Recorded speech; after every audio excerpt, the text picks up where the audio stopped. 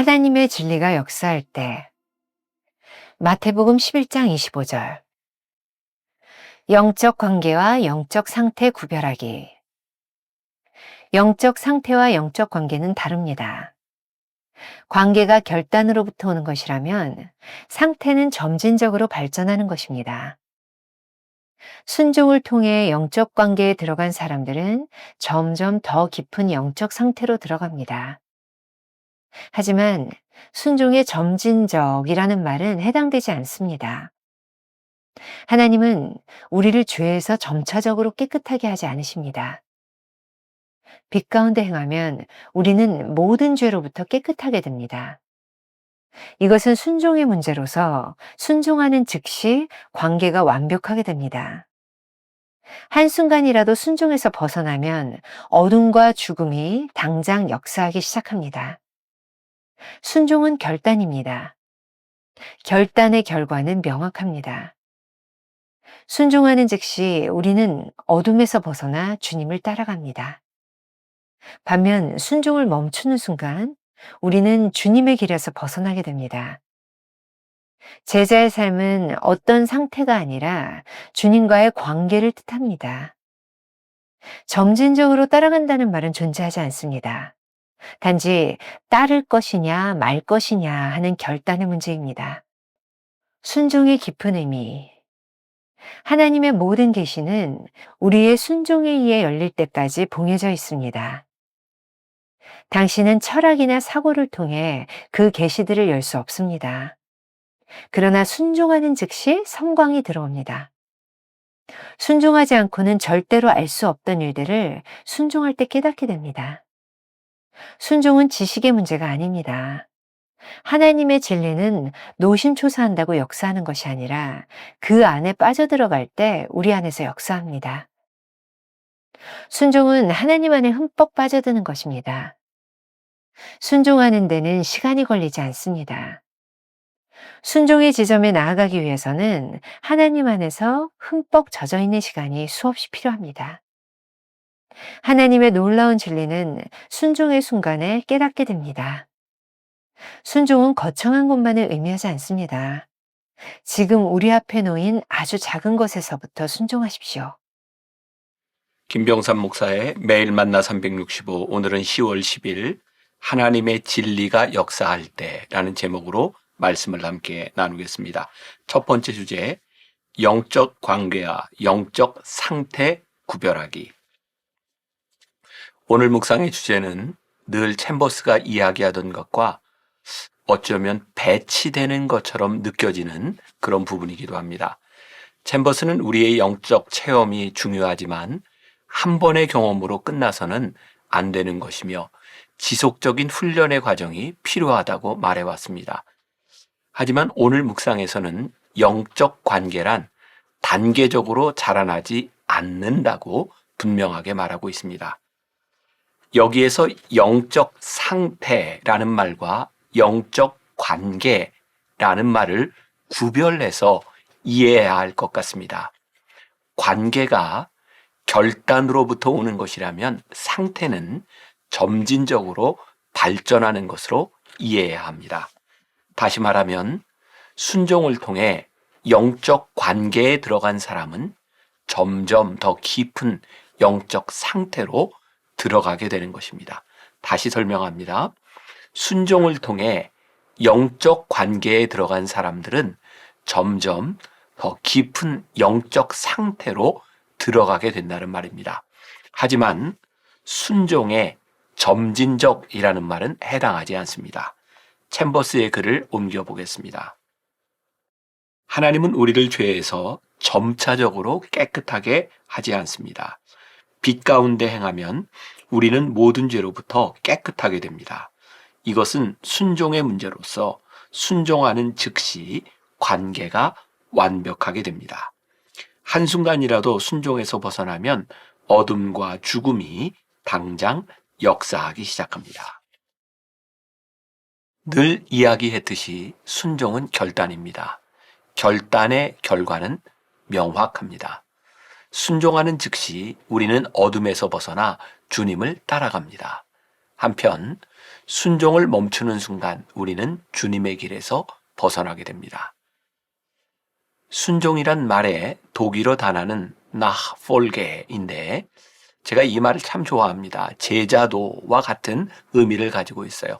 여기서 nach라는 말은 영어의 after, 따르다라고 하는 뒤를 이런 말이고, folgen이라는 동사는 follow라고 하는 영어 동사와 같은 말입니다. 즉 예수님의 뒤를 따라 순종하는 삶을 사는 사람들이 바로 제자의 삶을 사는 사람들이다. 이런 말이 되겠죠. 제자의 삶은 어떤 상태를 의미하는 말이 아니라 주님과의 관계를 뜻하는 것입니다. 점진적으로 따라간다는 말은 여기에서 존재하지 않습니다. 단지 따를 것이냐 말 것이냐 결단의 문제일 뿐입니다. 나치에 항거하며 그리스도인의 삶을 살고자 했던 디트리 보네포 목사님에게 있어서 이 순종이란 바로 이런 영적 관계의 문제였습니다. 그의 책 보네포와 함께하는 하루에 나오는 글을 조금 옮겨보겠습니다. 진리는 행동으로 옮겨져야 한다. 누가 빛으로 나아옵니까? 진리를 행하는 사람입니다. 이는 무슨 뜻입니까? 진리는 행동으로 옮겨져야 한다는 것입니다. 생각만 한다든지 단순히 마음으로 원하기만 해서는 의미가 없습니다. 악이 싹트게 하는 위선과 어둠의 반대로 행해야 진리가 일어납니다. 어둠 속에 사는 사람이 어떻게 진리를 행하겠습니까? 생각만으로는 빛으로 나올 수 없습니다. 행동을 통해서만 나올 수 있습니다. 이는 예수님의 말씀입니다. 물론 아무 행위를 통해서가 아니라 진리의 행위를 통해서입니다. 진리 자체가 당신의 행위를 통해 당신을 빛으로 인도합니다. 예수님의 말씀에서 강조점은 진리가 먼저이고 그 다음이 행동이라는 것에 있습니다.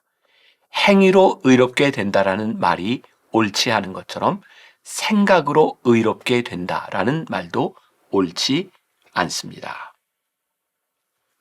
우리가 빛으로 나아가고자 한다면, 성령의 임재를 원한다면 시간을 낭비해서는 안 됩니다. 이제는 행해야 할 때입니다. 힘써 하나님의 말씀에 순종의 행위를 해야 합니다. 그래야만 끊임없는 질문에서 벗어나 있는 자리에서 정직하게 행하고 하나님의 말씀 아래 살게 됩니다. 우리의 행위 가운데 나타나는 진리가 빛 가운데서 분명하게 드러나게 됩니다. 우리가 기억해야 될 한 줄 노트. 주님의 제자가 되는 것은 관계의 문제입니다. 점차 제자가 된다는 의미가 아니라 지금 순종의 관계에 있느냐는 것입니다. 두 번째 주제, 순종의 깊은 의미. 순종의 조금 더 깊은 의미를 살펴보도록 하겠습니다. 다음과 같은 챔버스의 표현이 흥미롭습니다. 하나님의 모든 계시는 우리의 순종에 의해 열릴 때까지 봉해져 있습니다. 당신은 철학이나 사고를 통해 그 계시들을 열 수 없습니다. 그러나 순종하는 즉시 섬광이 들어옵니다. 이 말은 순종이 영적 상태가 아닌 영적 관계의 문제라고 지적했던 첫 번째 주제와 맞닿아 있습니다. 순종이 우리에게 주는 가장 큰 특권은 순종하지 않고는 절대로 알 수 없었던 일들을 순종하는 순간 깨닫게 되는 것입니다. 순종은 지식의 문제가 아닙니다. 어떤 종교적 깨달음이나 철학적 지식을 습득하는 것으로는 하나님에 대한 지식을 알 수 없습니다. 챔버스의 이 표현도 아주 좋습니다. 하나님의 진리는 노심초사한다고 역사하는 것이 아니라 그 안에 빠져 들어갈 때 우리 안에서 역사합니다. 순종은 하나님 안에 흠뻑 빠져드는 것입니다.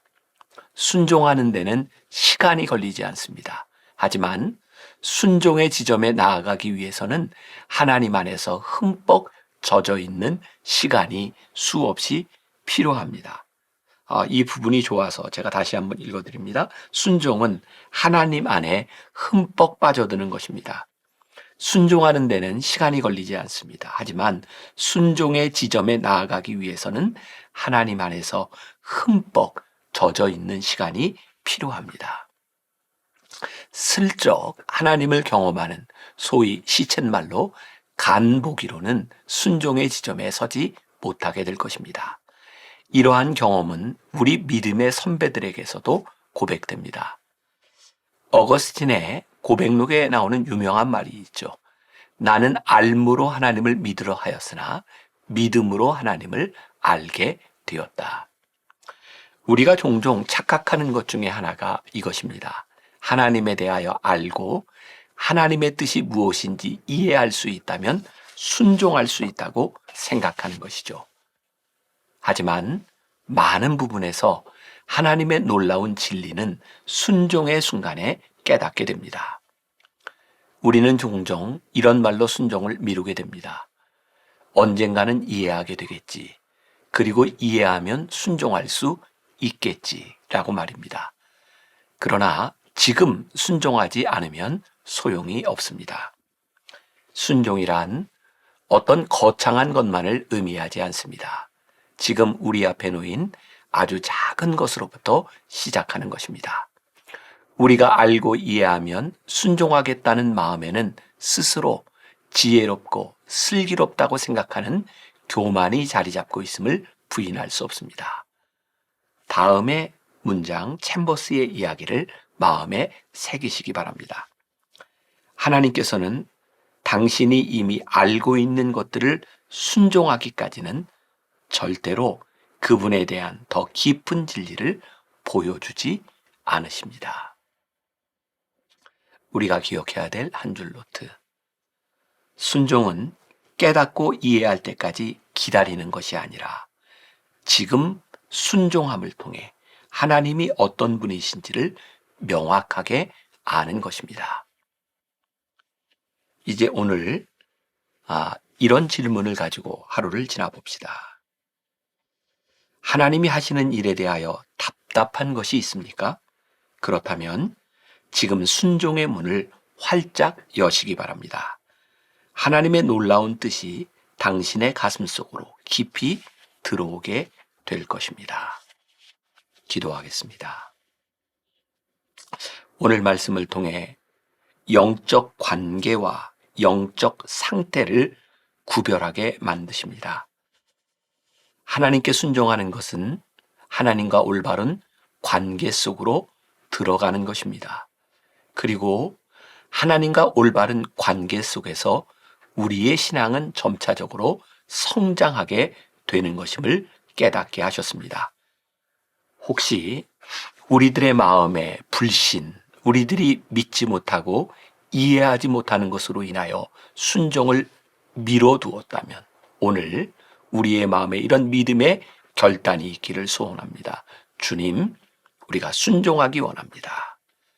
그리고 깊은 주님과의 순종 속에서 아직까지 깨닫지 못하고 이해하지 못했던 놀라운 신비를 믿음으로 고백하며 간증할 수 있는 하루가 되게 하여 주옵소서. 예수님의 이름으로 기도했습니다. 아멘. 주님의 제자가 되는 것은 관계의 문제입니다. 점차 제자가 된다는 의미가 아니라 지금 순종의 관계에 있느냐는 것입니다. 순종은 깨닫고 이해할 때까지 기다리는 것이 아니라 지금 순종을 통해 하나님이 어떤 분이신지를 명확하게 아는 것입니다. 하나님이 하시는 일에 대하여 답답한 것이 있습니까? 그렇다면 지금 순종의 문을 활짝 열기 바랍니다. 하나님의 놀라운 뜻이 당신의 가슴 속으로 깊이 들어오게 될 것입니다.